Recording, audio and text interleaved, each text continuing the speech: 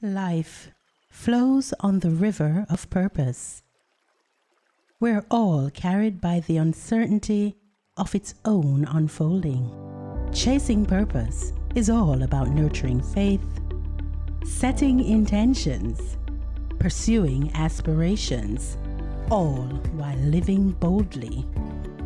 Chasing Purpose aims to inspire, uplift, and empower people through real-life stories.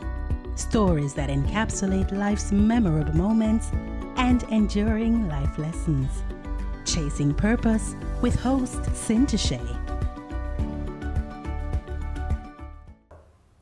January sees us restarting, renewing, and re-engaging with our plans, our dreams, and our visions for the future. While we are all diligently seeking to put our plans in place, be reminded that nothing happens before the appointed time. For the vision is yet for the appointed time. It hastens toward the goal, and it will not fail. Though it will tarry, wait for it will certainly come. It will not delay. That verse is from Habakkuk 2, verse 3. Time is defined as the indefinite continued progress of existence and events in the past, present, and future regarded as a whole. This is one of the many definitions of time and the one that best suits our conversation for tonight. Welcome to Chasing Purpose, a space where we nurture faith, set intentions, pursue aspirations, all while living boldly. Chasing Purpose is a journey of self-development, self-love, healing, and spirituality. And our aim each week is to empower, inspire, and uplift you with our thought-provoking conversations. Before we get into tonight's conversation, I would like to invite you all to subscribe to our YouTube channel, Chasing Purpose with Cinta Shay Clark. There you will find past episodes and more purposeful conversation. This evening, we also include our new segment called #PPV, which stands for Purpose or Point of View. In this segment, our community gets to chime in on tonight's topic. Be a part of the conversation. We look at Habakkuk 2, verse 3.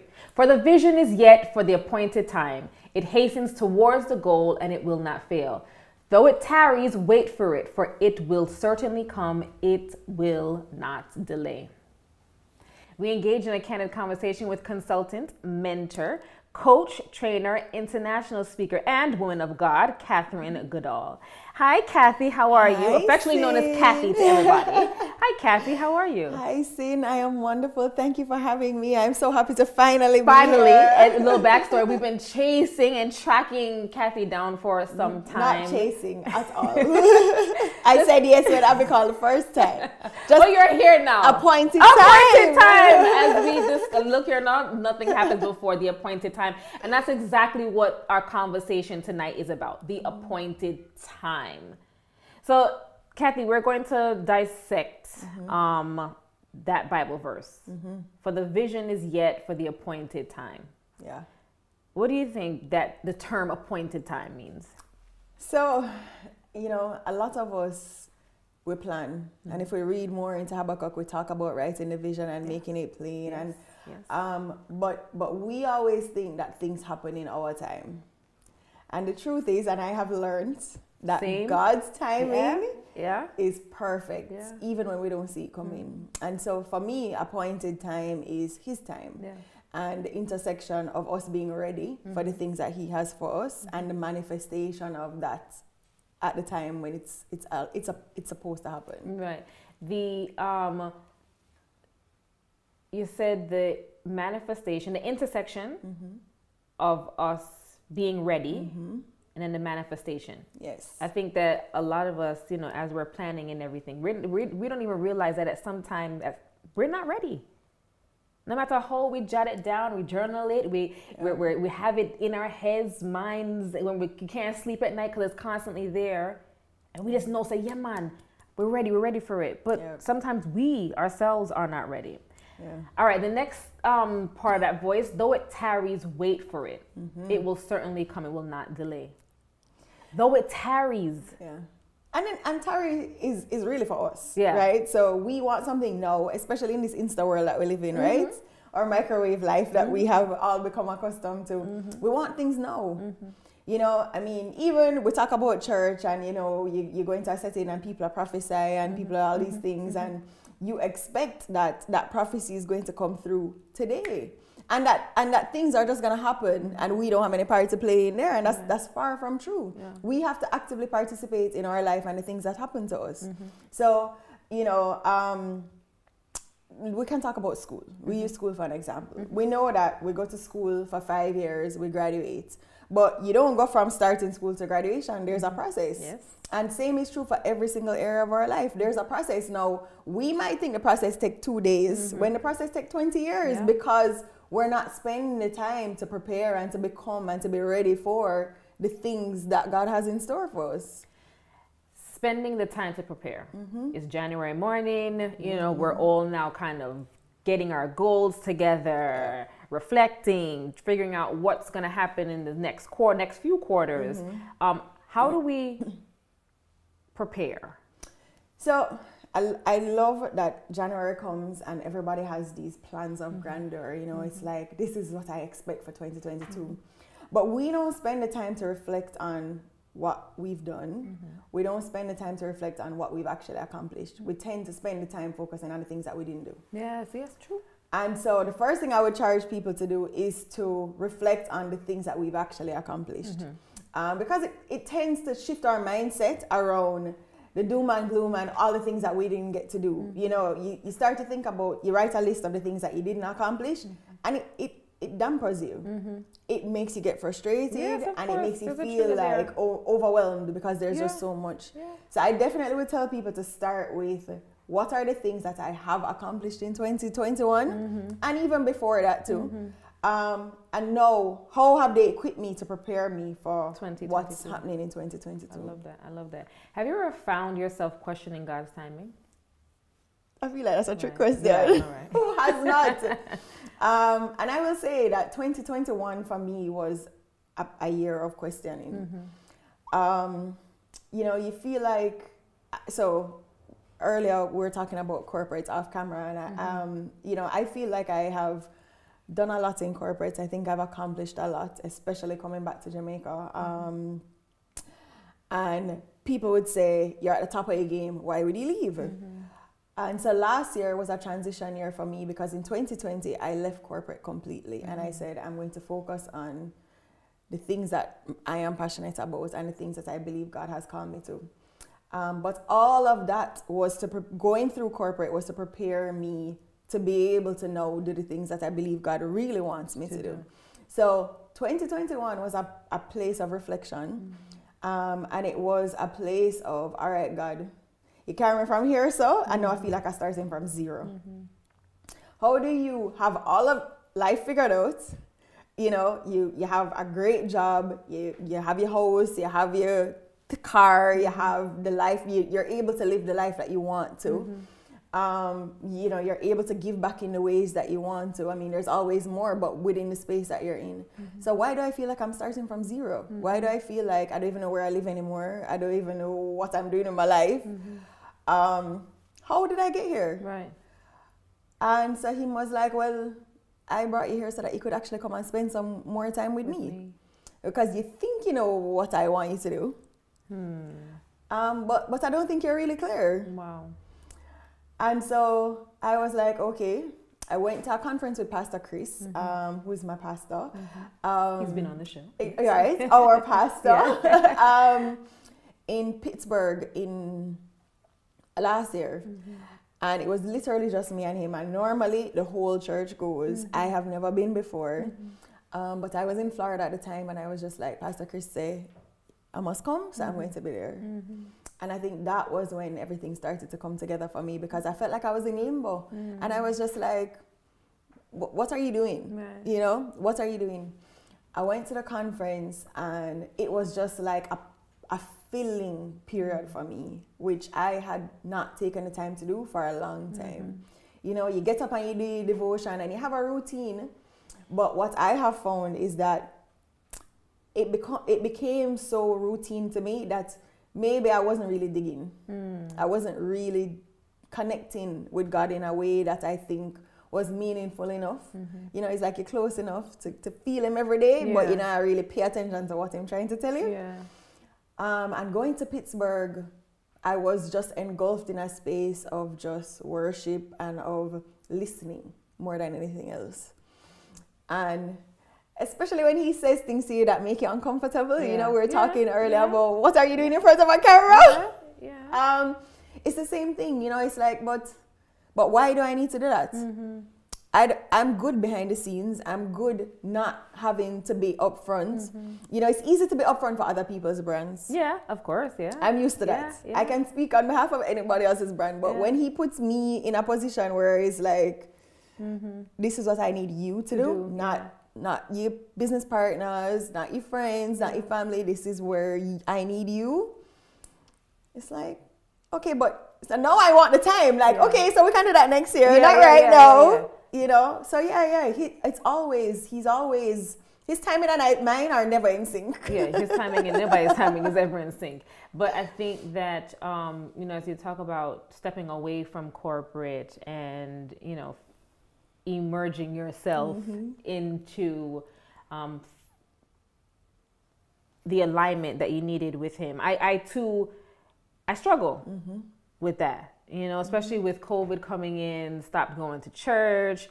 The online thing is not as filling for me as you don't feel it. I don't feel it. So I'm having now, right now as we speak, I'm having that same man, he's in my life. I feel him, but am I connected? Is he speaking to me? I'm constantly asking for discernment. So, you know, in this time, I am now, you know, I do the Bible studies, I do everything, but I want to feel, you know, him. So again, God, this is me.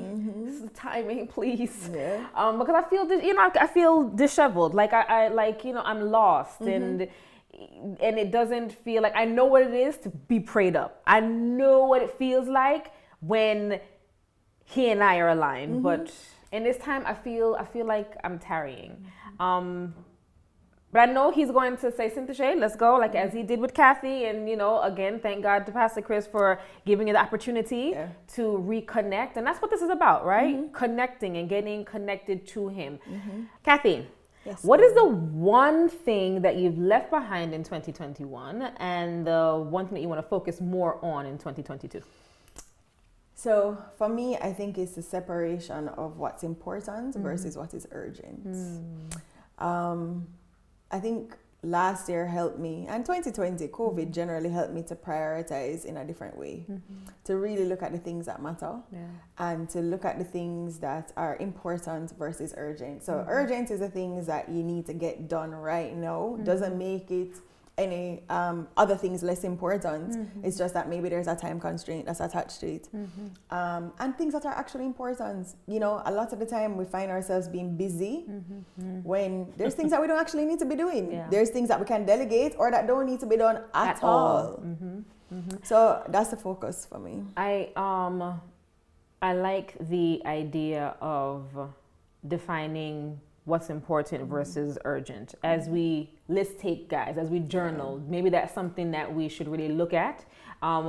What are things from 2021 that maybe we didn't get to finish that we want to, that may be urgent or of importance and that we brought into 2022, and even that you want to accomplish in 2022? Write them down. Doing the important, like you do a pros and a cons, doing important versus urgent. I love that. That's a key, guys. All right. Okay, so just picking back up again, guys, major key. I didn't say this in the beginning of the show, but I'm hoping that you are journaling, because Catherine is going to drop gems. She already has. This important versus urgent, right? Literally, I just had a whole like light bulb moment there, because I find that we as women, right? We are constantly going, constantly. We're busy. We have to do this. We have to do this. But how do we decipher what is urgent versus busy, urgent versus important, especially in a world where we're accustomed to being busy. We have to be busy. That's just us. So I think for women, we innately feel the need to always be doing something. I mean, we wear so many hats. You know, we're mothers, we are aunts, we are entrepreneurs, we're career women, we're home, you know, homemakers. And so things that we tend to pay attention to, which is all the intricate details of how our household runs, right? And of our businesses or our careers. That we always feel the need to be doing something. If we're not actively doing something, we feel like we're being unproductive. Yeah. And so it's something that we have to really be intentional about. You know, I use the word a lot, but it's because if we don't spend the time to actually focus on what we're trying to accomplish, we're going to just continue to be busy all the time. Yes. Absolutely agreed. And so it's really being intentional about thinking about what, and you talk about journaling. I write, I'm a writer. That's how I keep track of things. I love pen and paper because it helps me to process, and it also gives me a checklist to be accountable for. And sometimes it's just a brain dump. Not everything that is in your head that you write down has to be accomplished. It's a way of us being able to look at the things that we want to do and then process it. It's a guide. It could be Exactly. act as a guide. So that's how we process the what's important versus, and then I tend to attach timelines to everything. That's how you know if it really is urgent or actually important or just a nice to have. Right. You know? A nice to have. Yeah. Some things are just a nice to have versus being busy doing things that we don't need to be doing. That's how we get burnt out. That's how we feel overwhelmed. That's how we get frustrated and stressed out because we're always going. Yeah.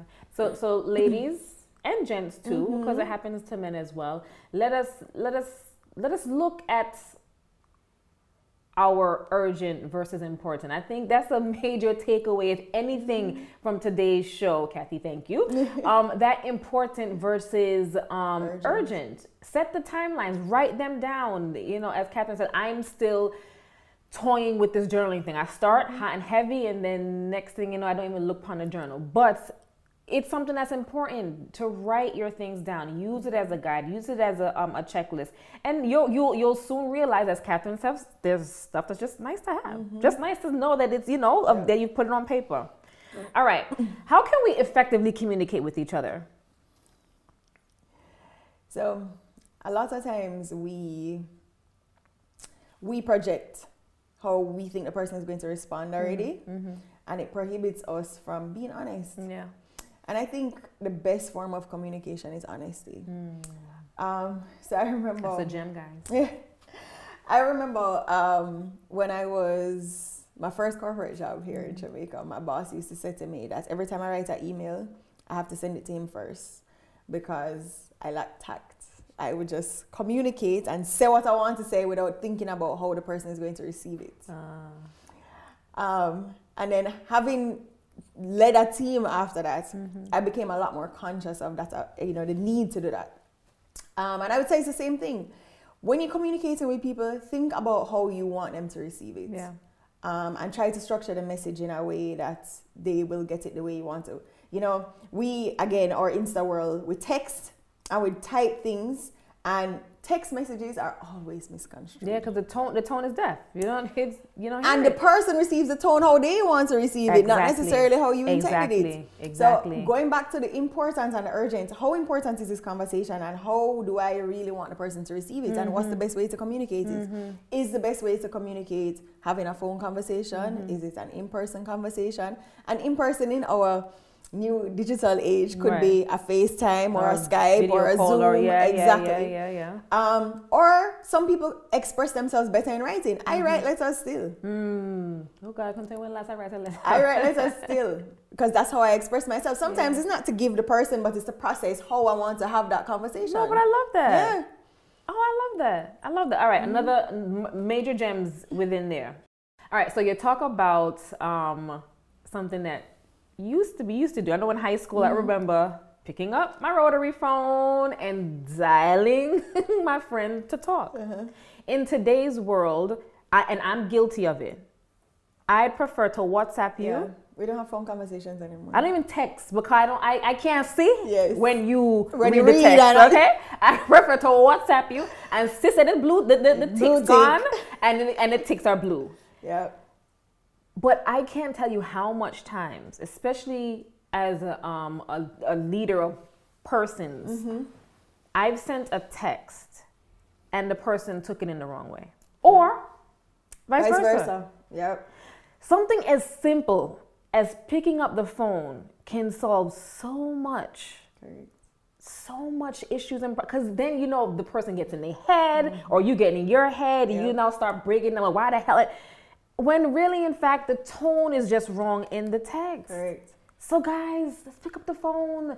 I think that we need to be communicating obviously we're in a world now where face-to-face is not as ideal anymore, but picking up the phone and hearing a person's voice. I even also love the idea of writing a letter.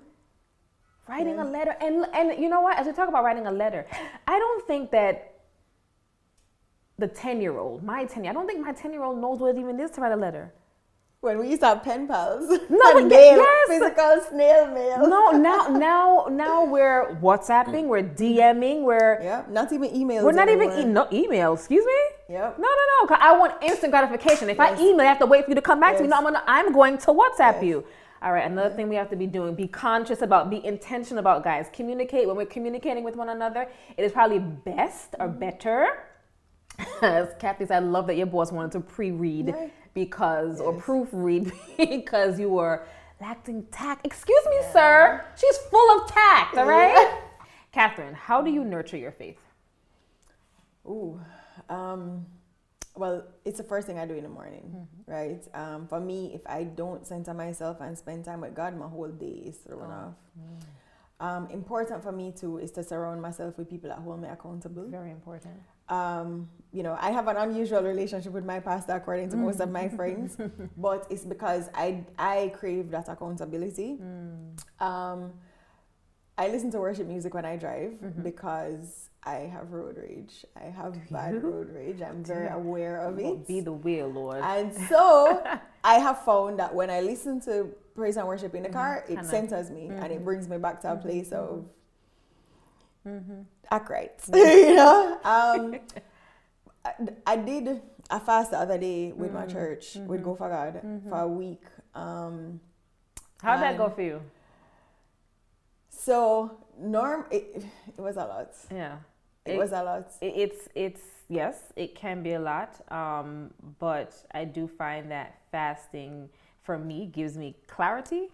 Which is exactly what happened. Yeah, it gives me... It's a different kind of clarity. Yeah. Because you're focused now on the things, again, that are important. You focused on what's the reason for this fast? What am I trying to get out of it? And more than that, it's an emptying to be refilled. It's an emptying to be refilled. That's a whole mind shift right there. Yep. It's an emptying to be refilled. All right, so fasting, just really quickly, guys. I did not do Go For God's fast the other day. However, I did do a fast, and look here now in December. No, there's no thing as a fasting. Right. But I did do a fast where you finish eating by a certain time, and then the next day you'd break your fast at a certain time. And I can't tell you how just empowering it was, the clarity that you got, the focus. Even though, there were times where I was a little shaky. I ain't gonna lie, I was shaky. Yes. However, that emptying to refill, Captain, yes. Let's get to fasting. And it's a focus, right? Because you're fasting for a reason. Yes. And so you're now focused and zoned in on that reason, and nothing else matters because it's not important at the time. Yeah. So you really do zone in on what matters. So that's it for me, praying and staying connected to Him, giving Him my first fruits first thing in the morning. Staying connected to people that help to hold me accountable and to nurture me. Yeah. And I'm a worshiper, so praise and worship definitely helps to keep me centered and to get me in that space of. You're here. Same. I'm a big praise and worship person. I love to hear it. It is. I believe that's how He speaks to me, is through praise and worship. That's where I get the all right, my girl, this is what you need to be doing when a certain song is on, and a certain feeling that kind of washes over me. What aspirations are you pursuing personally and professionally? This is a hard one because I should have the clarity, right? So I will tell you the truth. What I am pursuing is not. I haven't fully accepted where God wants me. But I'm trying to be obedient. You haven't fully accepted. So that means you have an idea. Oh yeah, and I'm clear. I'm definitely clear. So why the hesitation? Because it's not a place that I'm comfortable. But that's exactly what we're talking about. Yeah.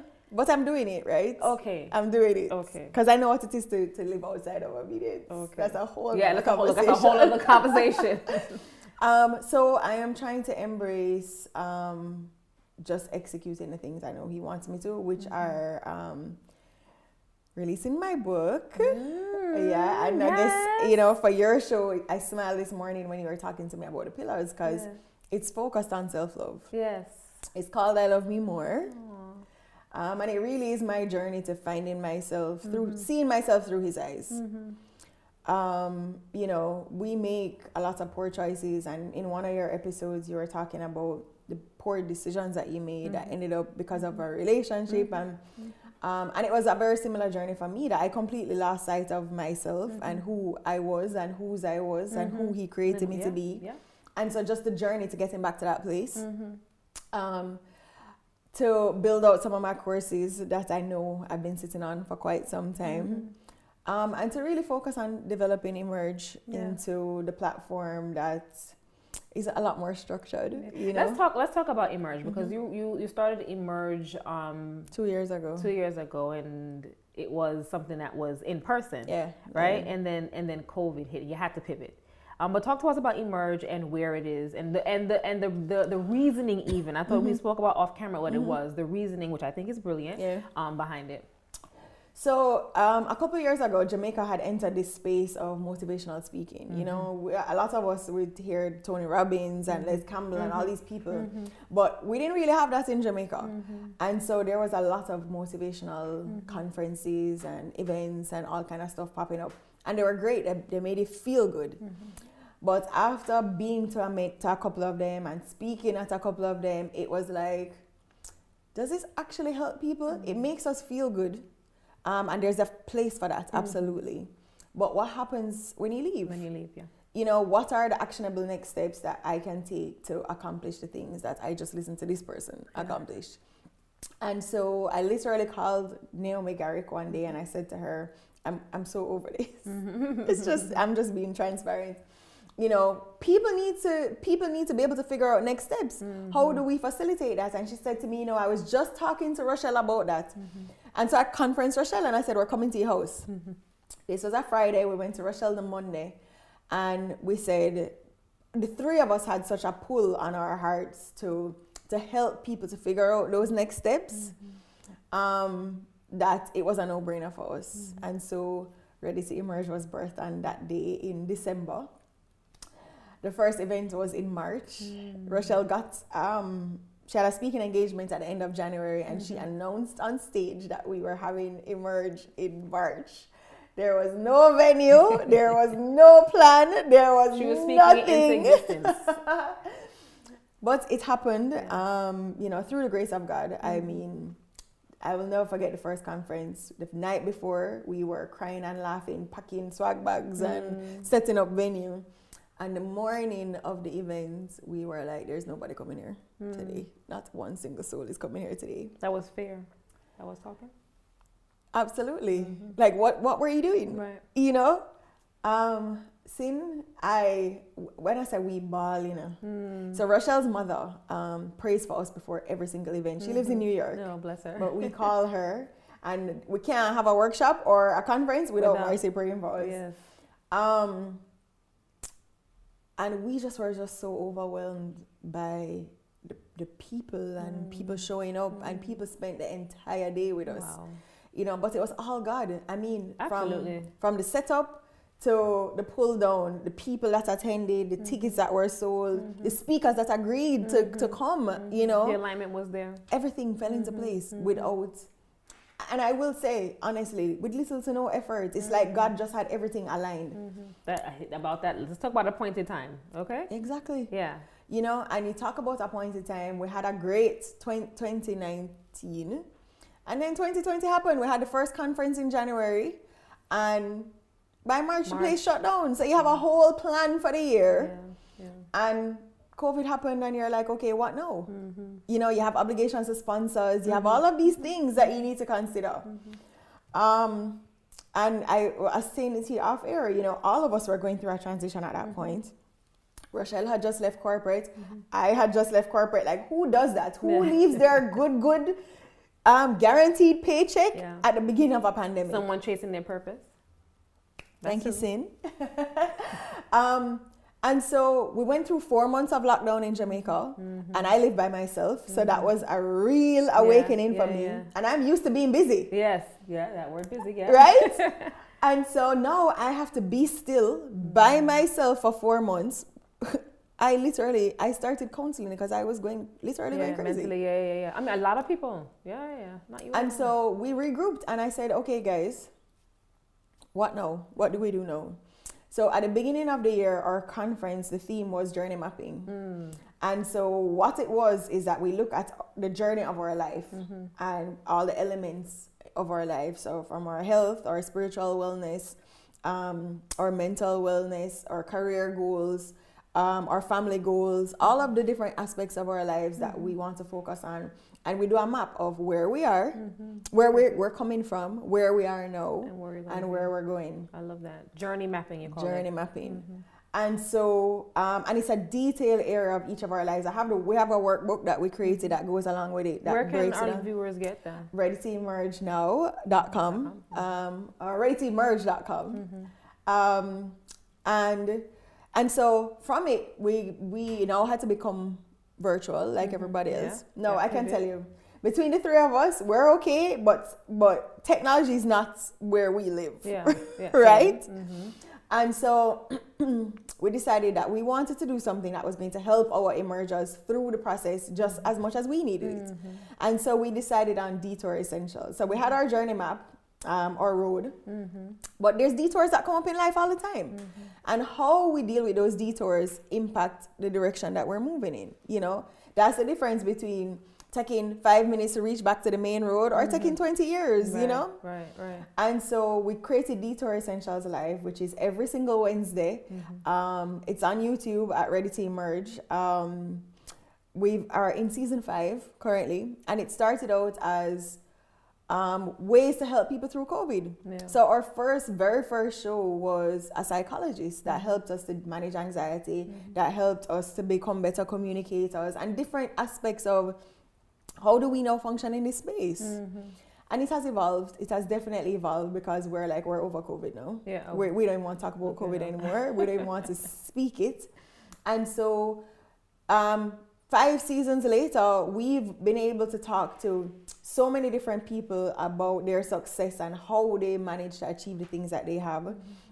We've talked about, I was telling you, we did a dating series last season, which was quite exciting. Because, you know, especially in Jamaica, is dating even really a thing? You know, the way we talk about... Is it? Well, and so that's the thing, you know, the way that men and women view it also is extremely different. And so it was a 3-part series, you know, one with the women, one with the men, and one with a love coach. And so we're evolving and we're emerging ourselves. Season 6 starts in January, which we're in right now. But so we'll see. We are going back to live. Which is great. Yes, we are excited about going back to live because we love people. We love to connect with people, and virtual is great.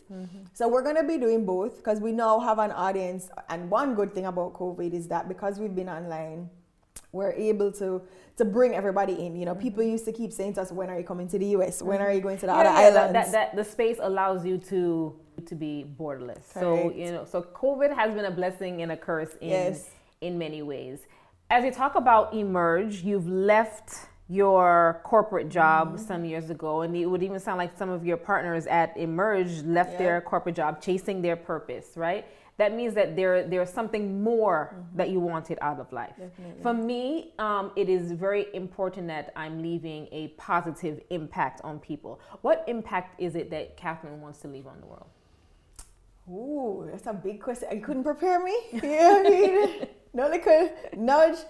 Honestly, I want people to know who they are and to know that they were created for a reason. Yes. And to know that God loves them more than anything, and that He spent the time to create each of us individually for a unique purpose.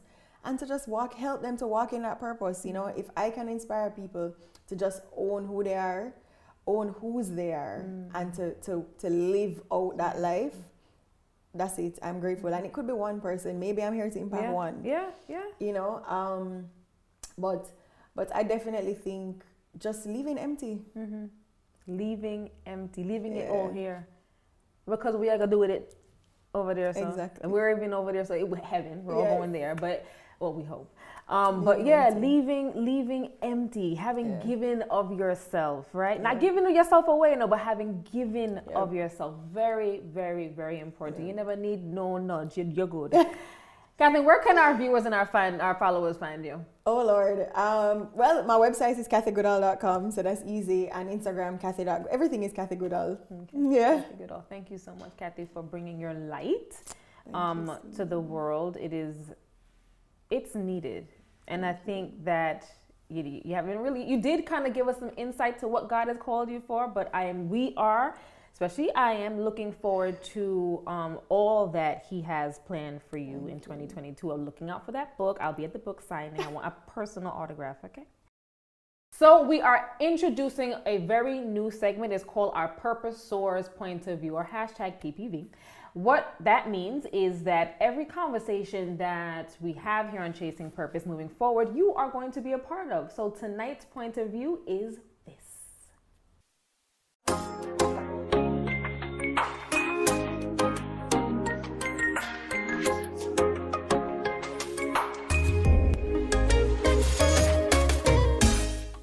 The point of time means to me the moment I know I walked into my winning season, my blessing season, the harvest is coming. I feel that. That's what the appointed time means to me. So when you speak about appointed time, it for me is making reference to a God-ordained time. For example, as human beings, we always make, decisions and choices based on what we want to happen right now. And we never truly understand that all these things will happen in its appointed time. But oftentimes it never goes exactly at the time that you want it to go. Sometimes we want to be in the know, but we don't realize that the know is preparing us for later. And like they always say, later is always greater, because that is your appointed time. The time when it was always meant to happen, and the time that God has ordained over your life. For the vision is yet for the appointed time. It hastens toward the goal, and it will not fail. Though it tarries, wait for it will certainly come. It will not delay. Trust God's timing. In His time, not our own, will He make our vision extremely clear. Wishing you all love, light, and purpose. Good night. Yay.